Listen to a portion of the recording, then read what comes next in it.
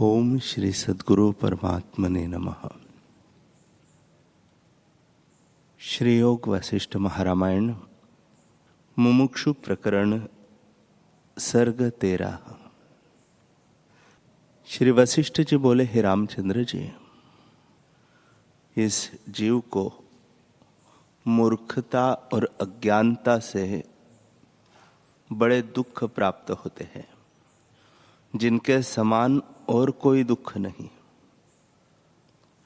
हे रामचंद्र जी, यदि आत्म तत्व की जिज्ञासा में हाथ में ठिकरा ले चांडाल के घर से भिक्षा ग्रहण करे, वह भी श्रेष्ठ है, पर मूर्खता से जीना व्यर्थ है।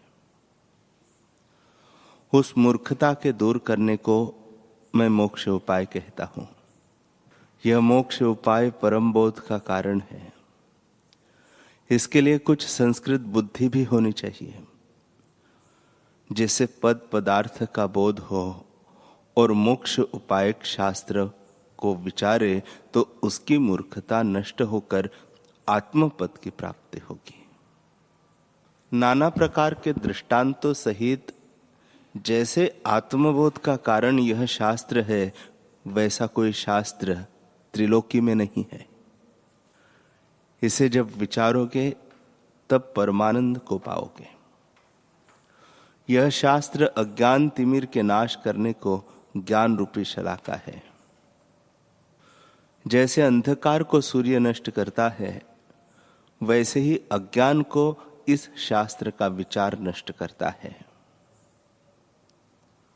हे रामचंद्र जी, जिस प्रकार इस जीव को कल्याण है सो सुनिए।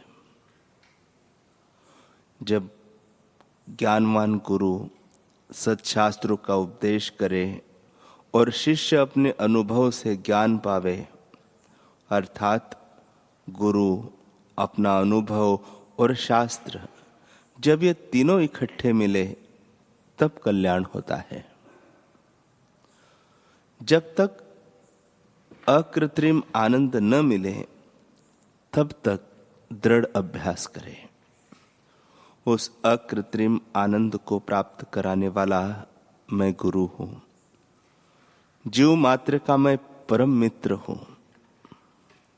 हमारी संगति जीव को आनंद प्राप्त कराने वाली है। इसलिए जो कुछ मैं चाहता हूं सो तुम करो।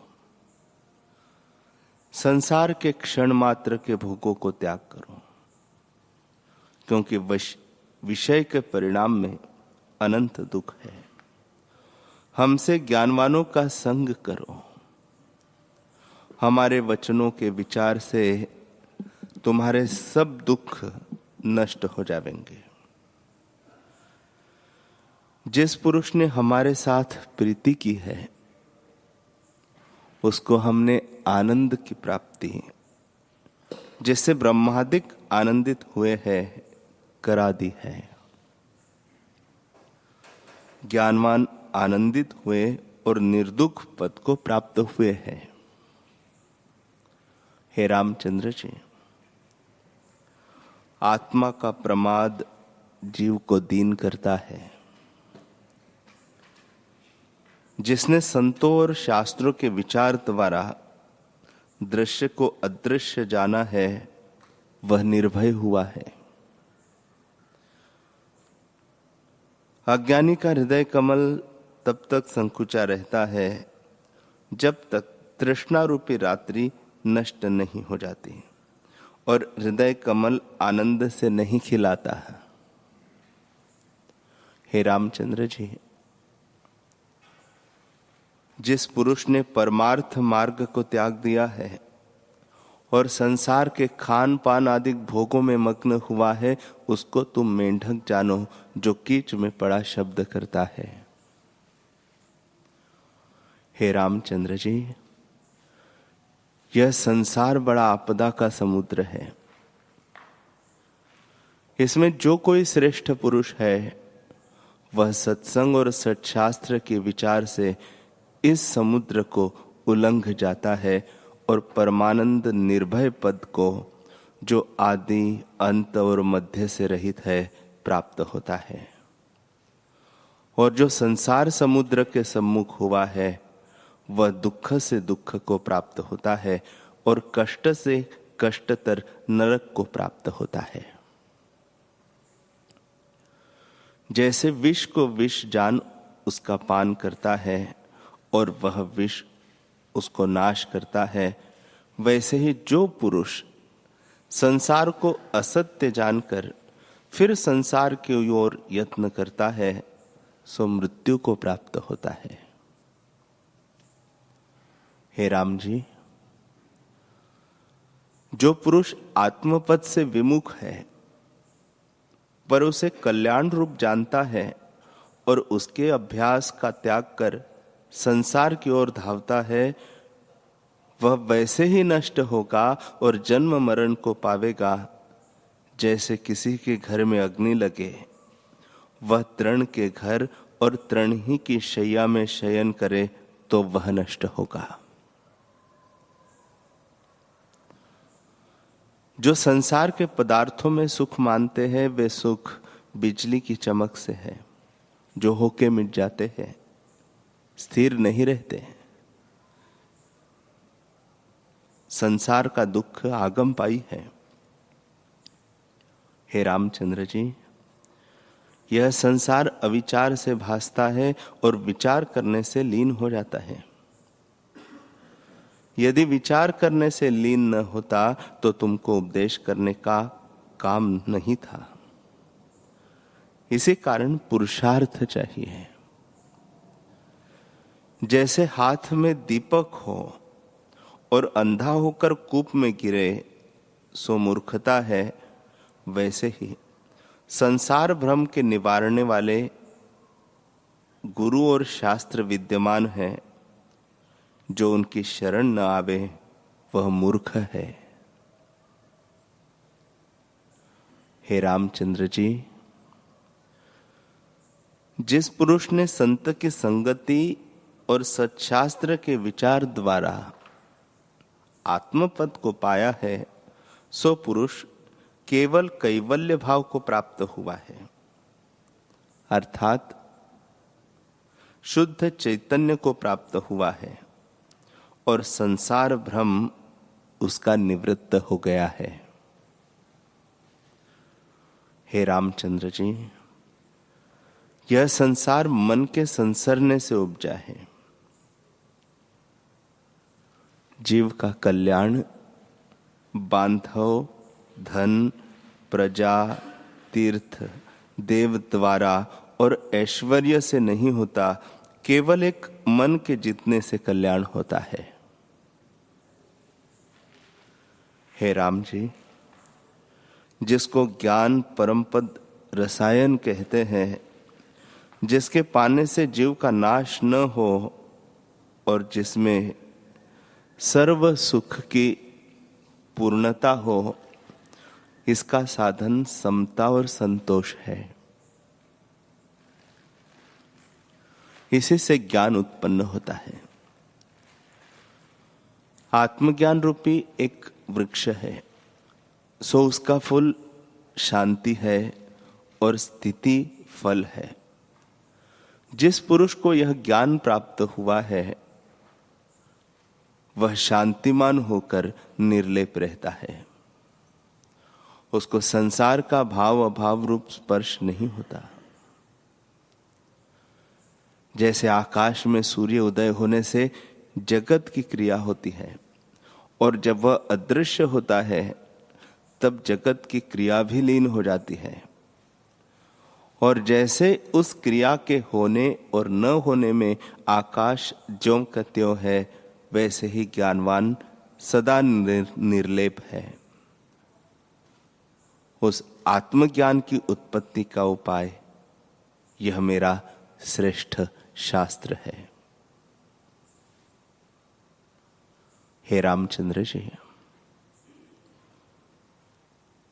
जो पुरुष इस मोक्ष उपाय शास्त्र को श्रद्धा संयुक्त पढ़े अथवा सुने तो उसी दिन से वह मोक्ष का भागी हो। हे रामचंद्र जी, मोक्ष के 4 द्वारपाल है, सो मैं तुमसे कहता हूं, जब इनमें से एक भी अपने वश हो तब मोक्ष द्वार में शीघ्र ही प्रवेश होगा। उन चारों के नाम सुनिए। हे राम जी, शम जीव के परम विश्राम का कारण है। यह संसार जो दिखता है सो मरुस्थल की नदीवत है। इसको देखकर मूर्ख अज्ञानी सुखरूप जल जानकर मृग के समान दौड़ता है, शांति को नहीं प्राप्त होता। जब शम रूपी मेघ की वर्षा हो तब सुखी हो। हे राम जी, शम ही परम आनंद, परम पद और शिव पद है। जिस पुरुष ने शम पाया है सो संसार समुद्र से पार हुआ है। उसके शत्रु भी मित्र हो जाते हैं।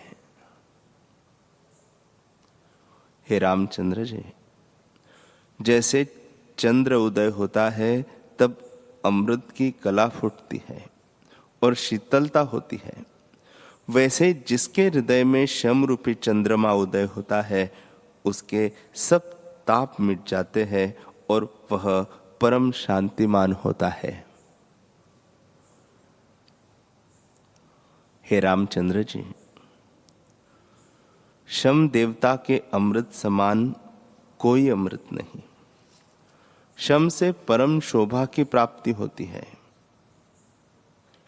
जैसे पूर्णमासिका के चंद्रमा की कांति परम उज्जवल होती है, वैसे ही शम को पाके जीव की उज्जवल कांति होती है। जैसे भगवान विष्णु के 2 हृदय हैं, एक तो अपने शरीर में और दूसरा संतों में है, वैसे ही जीव के भी 2 हृदय होते हैं, एक अपने शरीर में और दूसरा शम में। जैसा आनंद शमवान को होता है वैसा अमृत पीने से भी नहीं होता।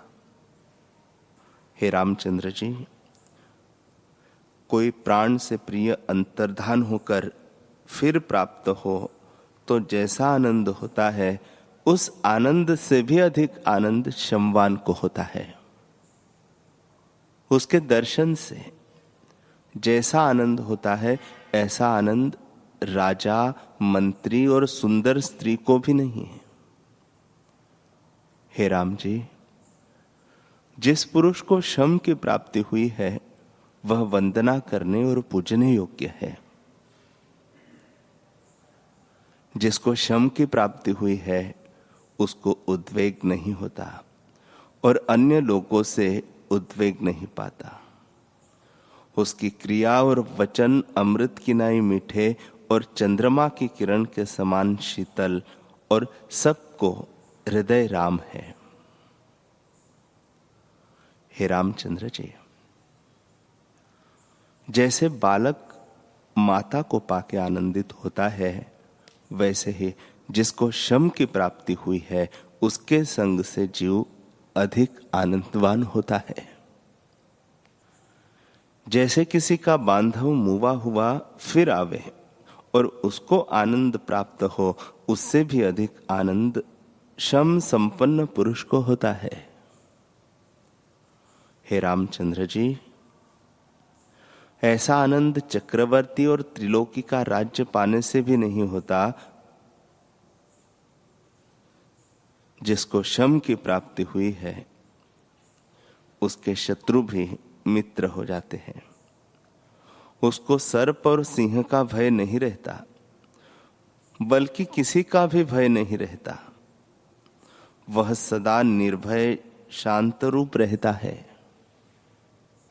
हे रामचंद्र जी, जो कोई कष्ट प्राप्त हो और काल की अग्नि भी आ लगे तो भी वह चलायमान नहीं होता, सदा शांत रूप रहता है। जैसे शीतल चांदनी चंद्रमा में स्थिर है, वैसे ही जो कुछ गुण और संपदा है सब शमवान के हृदय में आकर स्थित होती है। हे रामचंद्र जी, जो पुरुष आध्यात्मिक अधिक ताप से जलता है उसके हृदय में कदाचित शम की प्राप्ति हो तो सब ताप मिट जाते हैं। जैसे तप्त पृथ्वी वर्षा से शीतल होती है, वैसे ही उसका हृदय शीतल हो जाता है। जिसको शम की प्राप्ति हुई है सो सब क्रिया में आनंद रूप है, उसको कोई दुख स्पर्श नहीं करता। जैसे वज्र और शिला को बाण नहीं वेद सकता, वैसे ही जिस पुरुष ने शम रूपी कवच पहना है उसको आध्यात्मिक अधिक ताप भेद नहीं सकते। वह सर्वदा शीतल रूप रहता है। हे रामचंद्र जी, तपस्वी, पंडित, याज्ञिक और धनाढ्य पूजा में मान करने योग्य है, परंतु जिसको शम की प्राप्ति हुई है सो सबसे उत्तम और सबके पूजने योग्य है। उसके मन की वृत्ति आत्म तत्व को ग्रहण करती है और सब क्रियाओं में सो होती है। जिस पुरुष को शब्द, स्पर्श, रूप, रस और गंध क्रिया के विषयों के इष्ट अनिष्ट में राग द्वेष नहीं होता, उसको शांतात्मा कहते हैं। हे रामचंद्र जी, जो संसार के रमणीय पदार्थ में बंधनमान नहीं होता और आत्मानंद से पूर्ण है, उसको शांतिमान कहते हैं। उसको संसार के शुभ अशुभ का मलिनपना नहीं लगता, वह तो सदा निर्लेप रहता है। जैसे आकाश सब पदार्थों से निर्लेप है, वैसे ही शांतिमान सदा निर्लेप रहता है। हे रामचंद्र जी, ऐसा पुरुष इष्ट विषय की प्राप्ति में हर्षवान नहीं होता और अनिष्ट की प्राप्ति में शोकवान नहीं होता। वह अंतःकरण से सदा शांत रहता है और उसको कोई दुख स्पर्श नहीं करता। वह अपने आप में सदा परमानंद रूप रहता है। जैसे सूर्य के उदय होते ही अंधकार नष्ट हो जाता है, वैसे ही शांति के पाने से सब दुख नष्ट होकर सदा निर्विकार रहता है। हे राम जी, वह पुरुष सब चेष्टा करते दृष्टि आता है, परंतु सदा निर्गुण रूप है। कोई क्रिया उसको स्पर्श नहीं करती। जैसे जल में कमल निर्लेप रहता है, वैसे ही शांतिमान सदा निर्लेप रहता है। हे राम जी, जो पुरुष बड़ी राज्य संपदा और बड़ी आपदा को पाकर ज्यों का त्यों अलग रहता है, उसे शांतिमान कहिए। हे रामचंद्र जी, जो पुरुष शांति से रहित है, उसका चित्त क्षण क्षण राग द्वेष से तपता है, और जिसको शांति की प्राप्ति हुई है सो भीतर बाहर शीतल और सदा एक रस है। जैसे हिमालय सदा शीतल रहता है, वैसे ही वह सदा शीतल रहता है। उसके मुख की कांति बहुत सुंदर हो जाती है। जैसे निष्कलंक चंद्रमा है, वैसे ही शांतिमान निष्कलंक रहता है। हे रामचंद्र जी, जिसको शांति प्राप्त हुई है सो परम आनंदित हुआ है और उसी को परम लाभ प्राप्त होता है। ज्ञानी इसी को परम पद कहते हैं। जिसको पुरुषार्थ करना है